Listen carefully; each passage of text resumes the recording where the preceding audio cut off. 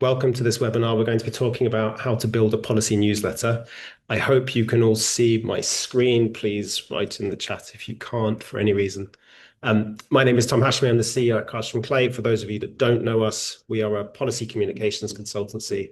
So I hope, hopefully, as that suggests, we help our clients achieve policy impact and influence. We do that in three ways. First is by helping them with their strategy, so their brand, their positioning, whether they have the right positioning to influence the stakeholders that they want to influence, the right team structures, and the right people in those team structures to have that influence.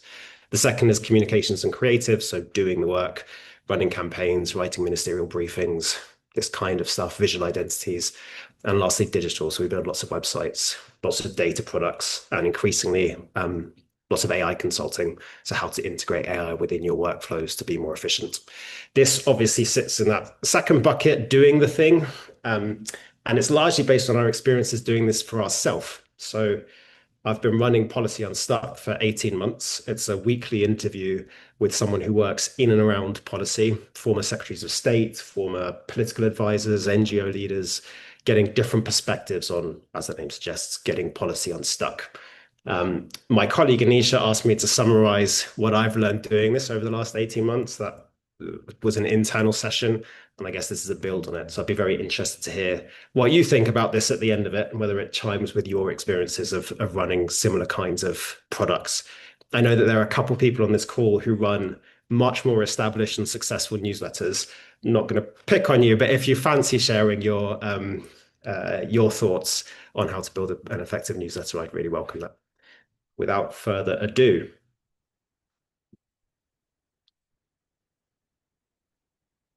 I think the first thing, and this is not just a newsletter thing, any comms, what's the point? So many times we see communications going out, and it's because someone feels like they should do the thing. Like we should have a podcast, we should have 10 social media accounts. It's like, yeah, fine, do the thing, but have a point to it. It doesn't really matter what that point is, as long as you've thought about it and considered it. Is it about brand awareness? Is it about relationship building? Is it a direct revenue play? You want subscribers to pay for the content? Are you trying to establish your credibility in a specific policy area? Is it about positioning executives in a specific way? Whatever it is, ensuring that you have that clear goal sets everything else up for success. And without having that clear goal, everything else gets hard because it gets muddled as to what you're trying to do, for who, what you're trying to achieve. It's the quickest way to set yourself apart from lots of newsletters that don't have a clear focus. Second is to brand it. This works for a number of reasons.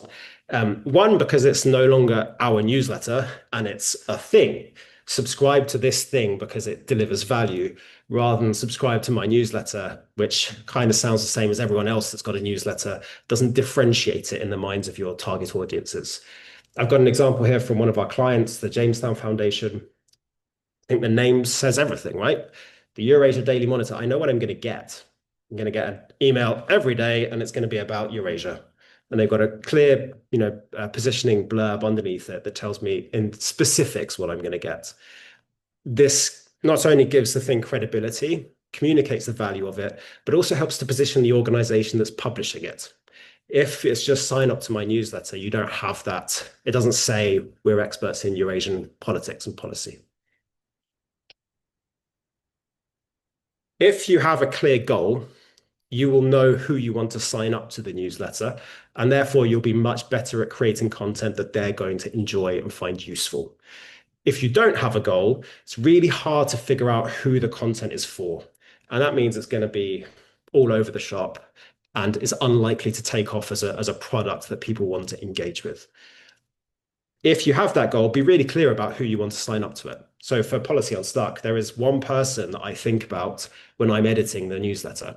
And I think if this person is going to enjoy this paragraph, I'll keep it in. If I think maybe they'll find this dull, then it goes. And that just means that I'm hopefully at least creating content that they're going to find useful, although obviously I don't always get it right. I think one of the lessons that I've definitely learned is being much more ruthless with content than I used to be. When I've posted things on Policy Unstuck that I didn't think were great, average content, there's always an increase in unsubscription rates. That being said, I definitely don't think quality of subs is more important than quantity. So it's much more about who's signing up to this rather than how many of them. When we were setting up policy on Slack, when I was setting it up, I was reading all these like HubSpot, MailChimp guides on how to run a successful newsletter, and they all have this standard blurb of well, you should publish it Thursdays at 3 o'clock. I think that's absolutely nonsense. We played around with loads of different cadences, weekly, fortnightly, monthly. We tried different times of the day, different times of the night, different days of the week. And yeah, we settled where we settled Thursdays, first thing in the morning. But that's not to say it's going to be the same for you. Find the cadence that's right for your product and right for your audience when you're getting the most open rates and the most click-through rates. And the only way you're going to get that is by playing around with these things and experimenting. Lots of newsletters will just publish the content, and there's not much else to do after it, right? It's an intellectual piece. If you have a clear business case, then there will be something for people to do after it, right? You probably, unless it is just about positioning someone in a certain way. What is that thing? How can you make this part of a longer process rather than just being the thing itself? So for Policy Unstuck, the business case for us is about brand building. As a smallish consultancy with 12 people, if people don't know who we are, they will never hire us to do something. So we want the newsletter to act as that brand awareness, brand building function. So at the bottom of every newsletter, there's a little thing that asks people to refer a friend to the newsletter. Very simple ad. Lots of people do it, and it helps the newsletter to function in this kind of business case way. In terms of growing, I'm always really jealous of the people that do one big thing and they get loads of subscribers from doing that. That's certainly not been our experience of growing Policy Unstuck. I've copied in the chart here of the last 4 weeks of where our subscribers, our new subscribers have come from. You'll see that there's just a big mix: Reddit, LinkedIn, direct referral traffic. So I think the lesson here is about doing lots of little things, lots of the time, rather than these big set piece things that maybe will work and give you a bumper load of subscribers. But you just got to keep doing it. Keep posting, keep tagging people on LinkedIn, find the subreddits that are relevant to the content that you're putting out there, promote it and promote the value of the newsletter. Going back, if you look at the second of these, referral traffic, so we get a large number of our new subscribers are referred to the newsletter by people already on the newsletter. And we do that by incentivizing people. As I said before, it's always at the bottom of every email. They'll get this block. We have different tiers of referrals. So the first is just refer one person and you get this 10 commandments of policy influence, which is essentially a summary of the findings of the interview series. If you refer 5 people, you get another incentive, 10 people, etc., etc. It's a really cheap, easy way of getting people to refer other people. And obviously, people are much more likely to sign up to a newsletter if their colleague or someone that they respect has told them to, rather than if me, someone that they don't know, has told them to. So how can you incentivize? How can you build this into your newsletter function?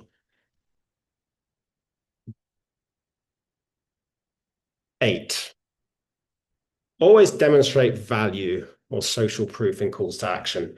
Loads of websites will say, join our newsletter. That says nothing about why I should subscribe. It doesn't tell me what the value of the newsletter is, what content I'm going to get. It doesn't establish its legitimacy. It sounds like a generic newsletter offer. We've all got too many emails in our inbox. There's no reason for me to add more to that unless I think it's valuable. So for Cast from Clay, for Policy Unstuck, this is what we have at the bottom of, or sorry, in the header of the Policy Unstuck webpage. We're trying to establish social proof by talking about the number of people that have signed up, where they're from, or at least a selection of them, and lastly, what the value is. So what's your equivalent? How can you demonstrate social proof and value? At the same time, this goes back to what the point is. If you're running a newsletter which has anything from anyone in the organization goes into the newsletter because it's much more about satisfying internal demand rather than external demand, then it's going to be really hard to write this kind of value statement because we're just going to tell you what we're up to. That doesn't necessarily hook people into wanting to subscribe. So find a way of being really specific about the value add and what you're going to give people. Subject lines. A/B tests have been around for a long time. It's always surprising how few people use them. We get huge differences in results based on the amount of A/B testing that we do. So on the right is an example for Jonathan Ashworth, former Secretary of State, former Shadow Secretary of State, sorry, his interview. The two different things that we tested, one had a 15% better open rate. If we've done all the work in creating really cool content, and then we choose a dud subject line and no one opens the email, then it's a complete waste of our time. So testing things, sometimes we have up to four different subject lines to get people to open the email is a really easy thing to do that makes a big difference. Technology. Okay, so let's just start at the bottom on this. You don't have to be a technical person and don't have to understand what an SPF record is, but you do need to have someone on your team that does understand what an SPF record is and can implement them on your domain and indeed get the other authentication set up. Good content only gets you so far. If your emails are never actually getting to an inbox because they're not being delivered, because for some reason your domain is seen as spammy or it doesn't have the right authentication set up, it doesn't matter how much work you've done on the content because no one's ever going to read it. Just make sure you've got the basics set up on that side of things. There are loads of different newsletter platforms out there. So you've got the traditional full suite marketing things, MailChimp, HubSpot. They tend to be more expensive, have more features, more functionality. If you're using those other things, then it makes sense. If you're just delivering a newsletter, you can go for a cheaper, much more specific platform, Beehive, which is what we use, Substack, these kinds of things that will, yeah, they'll be cheaper and more targeted towards newsletter product development. And lastly, workflow. We've completely changed how the policy on Slack workflow runs. We integrate AI a lot more than we used to. It helps research people, so give a brief on who the person is, what they've said that's interesting, any controversial things that they've said that maybe we want to pick up in the interview. We use Google to transcribe it, then it goes back into Claude to pull out all the key themes, all the key points that the interviewee makes. And then you get Claude again to refine the transcript. So it's really easy to copy and paste it into the final edit. That cuts about 2 hours off the time that it used to take to create a policy unstuck interview. Obviously, you're not necessarily going to be running an interview newsletter series, but what are the other ways that you can think about driving efficiencies in your workflow? And I guess last point is just this stuff takes time. Um, I saw this on LinkedIn the other day, Stephen Bartlett. I imagine many of you are familiar with his YouTube channel and podcast, Diary of a CEO. I thought it was amazing just how little attention he got for the first 3 years of doing that before it really started to take off. I think it's a good lesson that this stuff takes time. It takes time to build the brands that people like. It takes time for you to figure out what works from a content point of view that allows you to grow as his product has. So be patient and persevere. That is it from me. If you have questions, please do pop them in the chat and I'll be happy to answer them.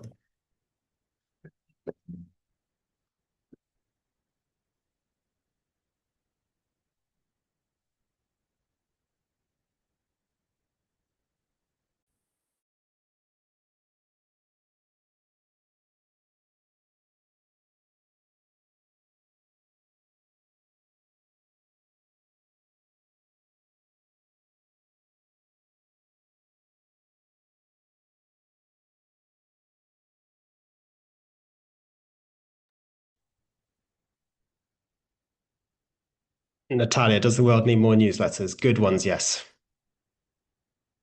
Uh, Ruth. Ruth, on subject lines, I have been permanently surprised by the things that I thought would do well and the things that actually do well. The only lesson that I've taken away from it is just to try lots of different kinds of formulating subject lines and seeing what works. Or what will work for that email. Sometimes there'll be, if we're running 4 um, four subject lines. One will get 18% open rates, another one will get 60%, and I don't necessarily have a way of figuring out before you just do that test which one's going to work, which I guess is the reason why you should always do lots. The layers of approval question. Um, I think this probably comes back to the business case. I mean, I'd be interested in getting more detail. Oh, gosh, getting more detail on the context. But if you have a really clear business case and it's answering that thing, then I would assume that you can devolve uh, who owns that product, or at least bring it down a bit. It doesn't have to be senior level sign off if it's I don't know. I think it's quite hard to answer that question without more context. Very happy to talk about that separately. For the question on metric success on open and clicks, Jamie, if you wouldn't mind keeping the questions a bit before you click them off, please. Um, I started by thinking open rates were really important, and indeed we do. I do look at open rates a lot. Um, what I have found is that it's almost it's an indicator of the relative value of a newsletter and how performant it is. But at the same time, I never fully trust the open rate because so many IT spam filters, fraud things will open up every email that comes in. They'll click on a few links, so you don't really know. The stats that I'm more focused on from a business casey point of view. Number one, how many people turn up to webinars like this because we largely promote this through the newsletter. Number two, how many training things do we sell? So if you're a subscriber to Policy on Slack, you'll see that we often try and sell training through it. Every newsletter that goes out, we've got a few people signing up to the training. That's always a metric of success. The other thing that I focus a lot on is our monthly rate of growth. So we tend to do between 3 and 5% monthly growth, which certainly for me feels good. Although I'm sure we could improve it if we dedicated more resource to it. But those are the kinds of things that we look at. Susan. I have a lot of sympathy with that, Susan. There's a newsletter that I subscribe to by Dan Needle at Tax Policy Associates. It comes whenever he feels like writing it. There's no rhythm to it, and I always read it because it's really good and it's always interesting. So yeah, I don't. I think going back to the slide, I think it's about finding what works for you and your users. I don't think necessarily having a rigid thing is the right way to do it.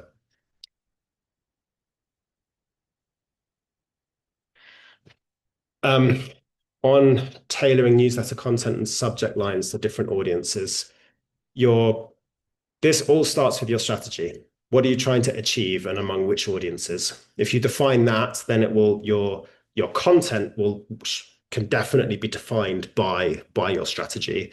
Subject lines, I have quite an instrumental view of subject lines. So I don't think that the subject line needs to represent the email massively. The point of the subject line is get people to open the email. The content is there to convey the content, what it's about. So I guess I would play with subject lines from a what's going to get people to click, and I'd almost disassociate that from the content. Obviously not too much, but they serve different functions. On optimal length, we target 800 to 1,000 words. Why? Because less than 800 words, I don't know, I feel like there's you want a certain level of depth in the content. More than 1,000 words, people are busy. Like someone sends me 1,500 words, it's not something I'm going to read quickly, on a train or walking to a meeting or something. So for us, that was where we sat. At the same time, I think there are definitely some audiences and some kinds of content where you can completely blow that out the water, right? There are some very good examples of extensive content that people spend an hour and a half engaging. So again, I think it comes back to the audience and the people you're trying to reach. For us, people who are working in policy comms roles, I think we'd struggle to get people to sit for an hour to engage with policy on Slack, but you may well be different. If you have a mass newsletter, what could the process be to determine your target audience? For me, that's going about it the wrong way. You should be thinking about what the goal is, which audience is relevant to that goal, and then you figure out what the newsletter should do. If you go the other way around, I think it's going to be hard because if you've got if well, I guess it's hard, I'd like more context on this question. What's the mass newsletter? What's the content of it, and how have you got it to be so big? Um, yeah, if you could give me more context on that, I'd be very happy to come back to that. Peter, I hope you enjoyed the Eurasia Daily Monitor reference. Peter, I'd actually really welcome your views on how you got EDM to get to where it was, because it's big and influential. It'd be useful to, if you've got thoughts that you'd like to share, that'd be great. In terms of newsletters that I think are worthy of study, I mean, the ones that I subscribe to Politico, London Influence, the Politico Playbook. Why? They both have Politico influences about the industry that we're in. Um, Playbook is just a general political overview that's useful to get a sense of what's going on. I mentioned the Dan Needle Tax Policy Associates one just because it's interesting and he always talks about interesting things. Yeah, those are the ones that come into mind. Publication processes. So we plan 3 to 4 weeks in advance. We are thinking about a mix of what's topical at the moment. So, for example, in UK politics, everyone's talking about reform. So, trying to get people to do something on reform and how you engage reform, but also looking at more internal workings. So, people that, it's often half the battle of working in comms is convincing your colleagues that you should do something, not necessarily the external audiences. So trying to do more of that kind of work. But we just, sit and think about who we want to, what we want to do over the next few weeks. And then I have a spreadsheet of people to approach and pitch. And I mean, obviously not everyone says yes to an interview. So we have about a 30% success rate on it. So it's a numbers game as well. Lil, on your question on losing attention, um, we so number one, we will remove people from the newsletter if they don't read it for I think it's 3 months. We have an automatic segment that updates, and if people don't open a newsletter for 3 months, they go into this disengaged segment, and every now and again we just delete all the disengaged people. So it's not just whether they will unsubscribe. We get a small number, 2, 3 unsubscribes every week, which is totally fine. But then every few months, we'll do a mass clear out of the people that just aren't watching it, aren't engaging with it anymore.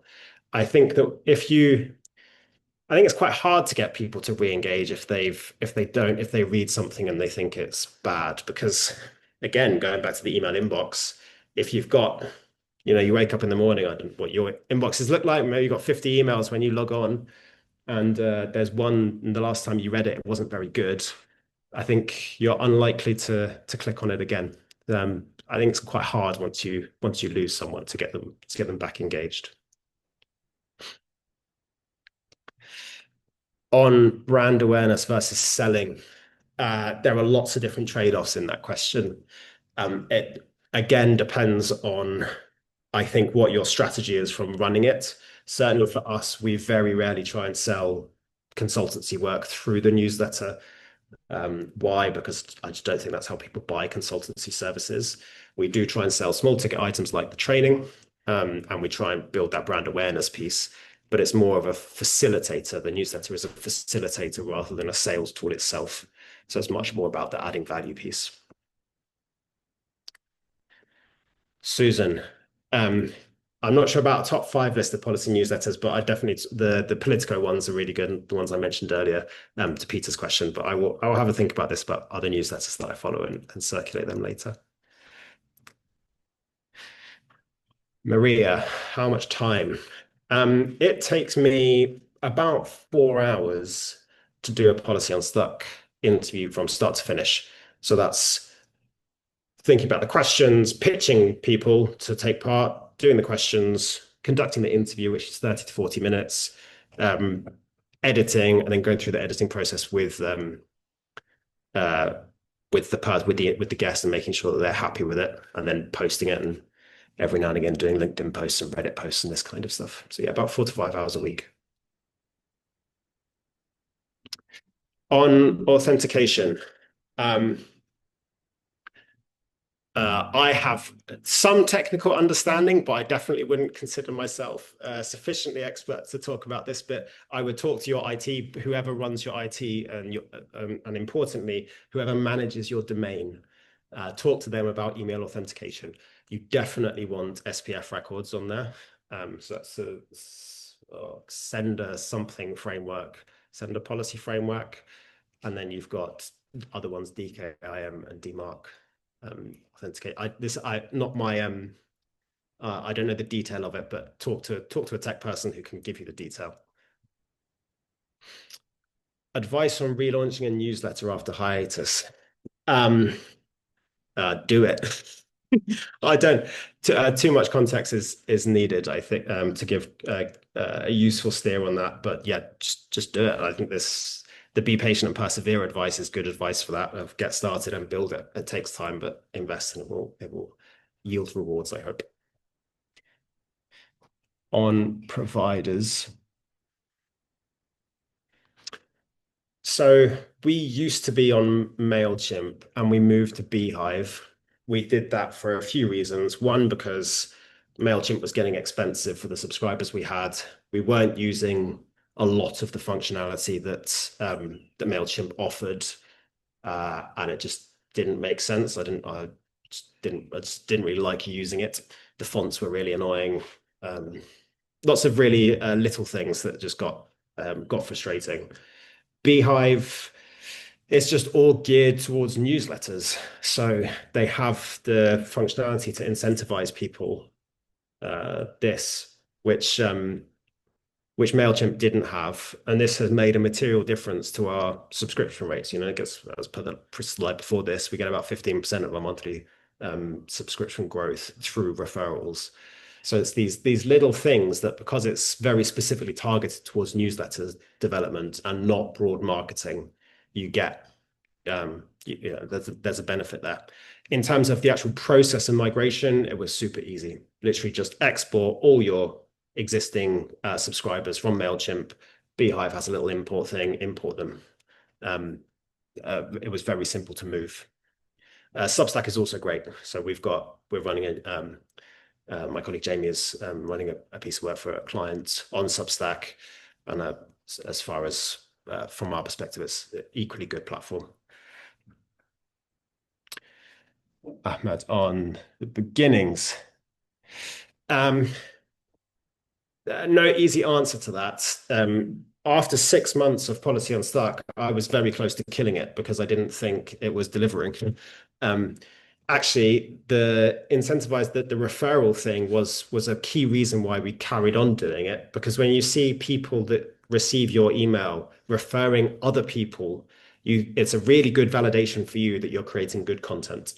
And also just the qualitative, actually, maybe this goes back to the question earlier about metrics to look for. The qualitative side of this has been much more influential on our thinking about the product than the quant. So when people say this type of content is really useful, do more of it, that ranks a lot higher in my mind than any stat that we get from Beehive. So I think to your question, you just have to keep doing it until you keep iterating, keep trying new things, and see what feedback you get, and iterate based on that. But time is a big factor on that. Yeah.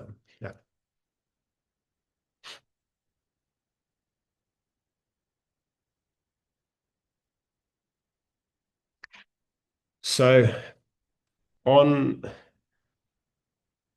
I'm really sorry, Anonymous. Could you what's the question? I know that you asked the question before, but I'm afraid I don't have it on my screen anymore. The top one having a general mailer and then specific ones. If you could, Jamie, if you could leave this one, if we could append the other question. Um, to the having a newsletter to promote your business, I would not call it the company name. I would, yeah, Politics Monthly Digest sounds much better. Why? Because you're communicating value. If it's the company name, it just sounds like every other newsletter, right? I would definitely brand it. Yeah. Ahmed, yes, definitely. Personal touch is always good. If it fits your brand, right? Your brand may not be very personal. You may have a much more professional type approach, but certainly for us, I mean, yeah, I try and make it personal. But I think personal is good.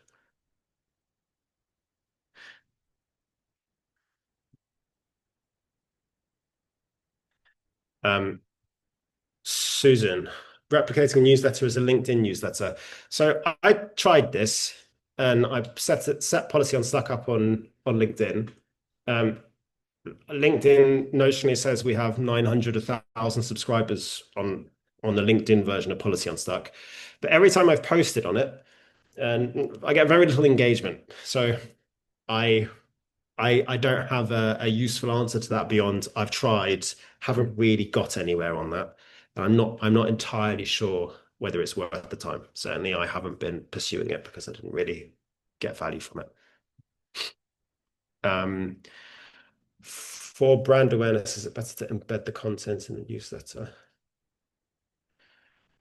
So for brand awareness, I I would again, I'm reading into your comments on the brand awareness newsletter and whether you should embed content.